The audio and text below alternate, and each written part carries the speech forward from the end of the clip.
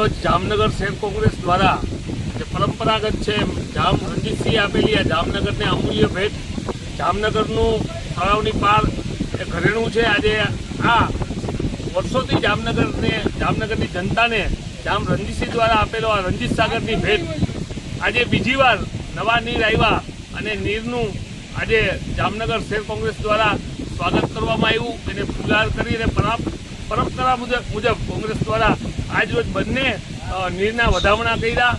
સાથે સાથે એક વાત એ છે કે એક બાજુ જ્યારે તળાવની પાળમાં નવા નીર આવ્યા હોય પણ ક્યાંક ને ક્યાંક ઉપરવાસમાં જે કેનાલોમાં સાફ સફાઈ થવી જોઈએ એ કેનાલો સાફ સફાઈ નથી થઈ.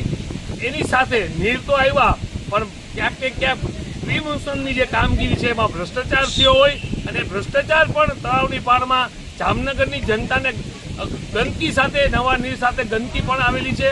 ક્યાંક ને ક્યાંક ભારતીય જનતા પાર્ટી ભૂલી જાય છે કે અમૂલ્ય ભેટ જામ સાહેબ બાપુએ બંને ભેટ આપી છે તો એને સ્વચ્છ રાખવી, એ સ્વચ્છ પાણીથી ભરાઈ રહે અને જામનગરની જનતા એનો લાભ ઉઠાવે એ પણ ભારતીય જનતા પાર્ટીનું શાસન છે ત્યારે એની ફરજ છે. પણ આ ફરજમાં ક્યાંક ને ક્યાંક આ લોકો ભ્રષ્ટાચારના માજા મૂક્યું હોય માટે આ જામનગરની જનતાને આનો પણ સામનો કરવો પડે છે.